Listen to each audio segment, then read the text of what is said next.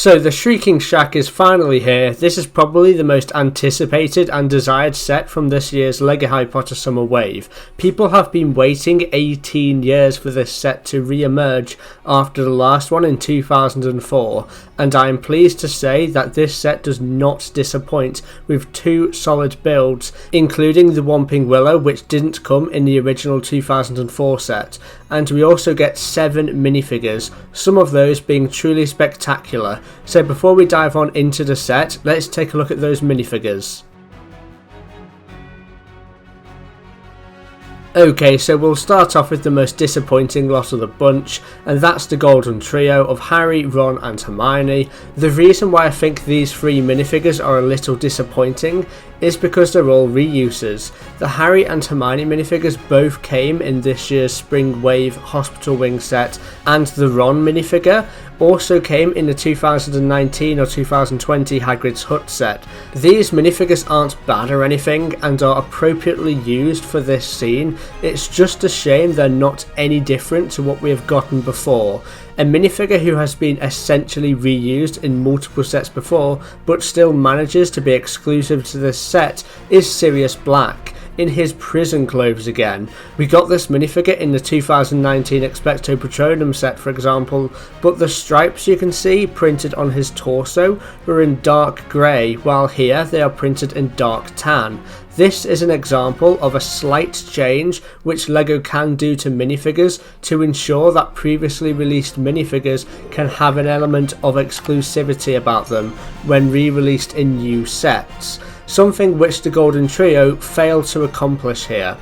The next figure we'll take a look at is Peter Pettigrew. This minifigure is indeed exclusive to this set and looks slightly different to the one released in the 2020 Rise of Voldemort set. The main difference here being yellow coloured stitching instead of the previous brown colour, and also the face print is slightly adjusted, but yeah, a lot of similarities again with this minifigure, which is a trend here. So the last school friend of Padfoot and Wormtail in this set is of course Moony or Remus Lupin. Now this minifigure, I am pleased to say, is completely new and different to the only other previous Lupin figure we have gotten since the relaunch of the LEGO Harry Potter theme in 2018. And the same can be said for his transformation pose, which is obviously the werewolf. The previous Shrieking Shack set's transformation pose was basically a wolf head Lupin, which just looked really bizarre and nothing like what was present in that scene towards the end of the Prisoner of Azkaban film, which of course this set is based off. This werewolf figure looks much better with the whole figure being a werewolf this time, including those specially moulded legs which has appeared in other LEGO sets before. I just wish that the werewolf was coloured in dark bluish grey instead of dark tan, as the werewolf is definitely grey in the film, but I guess they just thought that the tan colour looked better than the grey, which I think is fair enough.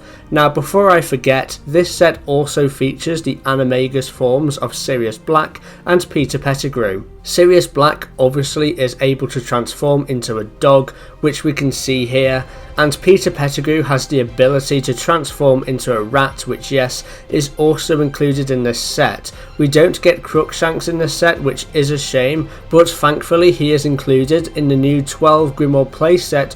It's just a shame that this is the most expensive set of the summer wave.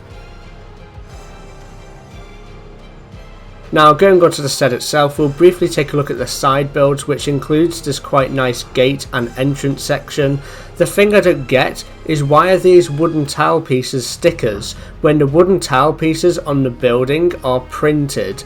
And it's the same on the building, there's printed 1x4 wooden tile pieces here and there, but then just a random 1x6 wooden tile with effectively the same detail on it, but it's a sticker instead.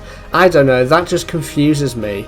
Moving on to the transformation feature, buried in this rock formation, we have a cloudy sky above on one side, then if we turn it around we have a full moon shown, which is glow in the dark by the way, and a werewolf figure shown, which is now supposedly released and free to hunt down human flesh.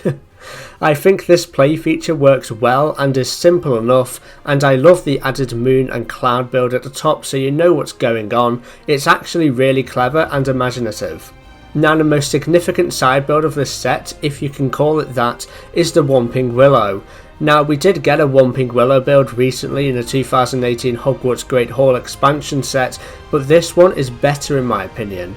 They've slanted it on an angle which is more accurate to how this magical tree is depicted in the Harry Potter films. They've also retained the play feature where you can turn a knob and swing the tree around, which works really well.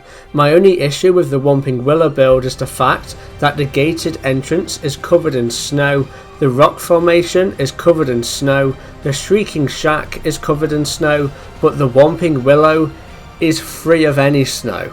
I would have liked just a couple white pieces here and there to give it that snowy look. I think that would have looked quite interesting, but I guess you could argue that the Whomping Willow moves around and thus shakes all the snow off, but yeah, I don't know. I think the hints of snow would have looked great personally. So the Shrieking Shack itself looks absolutely fantastic. I mean, it really does. It ticks all the boxes of what I wanted this building to have. It has the snowy accents in plentiful fashion. It has the battered front door, the boarded up windows, and even a crooked spine to it, where the building is literally twisted on its second floor. Each and every detail has been considered and crammed into this exterior, and I generally can't fault its appearance from the outside. So let's take a deep breath and check out what's going on the inside. Unfortunately, not all that much. The bottom floor it's so plain, like come on, we have a chest and a 2x2 ledge where we can pose a lamp piece, then we have a chair piece. We were on the verge of greatness. We were this close. Ugh, Lego, come on. I don't want to be that guy, but like, what is this interior? There's probably more furniture and decor in a black hole, like... At least there's a play feature where the entire side wall section opens. Going up to the second floor, there are some improvements. We get the bed which Ron rests his broken leg on in the Prisoner of Azkaban film. We also get a nice little mantelpiece with a cracked mirror at the top. Then on the top left hand side we get the black piano from the scene in the movie and another little portrait on the wall depicting a witch. Now this upper interior is much better than the ground floor. It's like they ran out of budget or something with the bottom level. But no, this top floor is exactly what I wanted with all the movie references scattered around. I really do love that small piano build as well. It looks really neat, and I think if you pose a few minifigures to fill out that void which is the floor below, the interior as a whole looks suitable for this set. Overall, buying this set grants you a whole bunch of awesome minifigures, a pretty epic side build of the Whomping Willow and transformation feature, and best of all, this beautiful Shrieking Shack which would fit nice and snugly with your snowy Hogsmeade Village visit set from last year. Now for the ratings for this set, I'm going to give a 4 out of 5 for the kid fans of LEGO aged under 13. I think they may find some parts of the build a bit tricky, especially the Whomping Willow section as there's some technic going on but nothing major. I think the kids will love the minifigure selection and the transformation play feature. For the teens aged 13 to 17, I'm going to give this set a 5 out of 5. I think LEGO Harry Potter fans of this age range will appreciate the build and the look of the Shrieking Shack and its ease of posability alongside the 2021 Hogsmeade Village visit set, as well as everything else about the set really, including that awesome Werewolf Lupin minifigure. For the adults, I'm going to give this set a 4 out of 5. I think the adults won't have as much appreciation for the transformation play feature and may be slightly disappointed by the fact that we only get 4 exclusive minifigures in this $90 set, which brings me on to the price. I have to give this a 2 out of 5 when it comes to value for money. This, in my opinion, is pretty overpriced. You're getting 777 pieces and 4 exclusive minifigures for $90, which is very steep to be honest.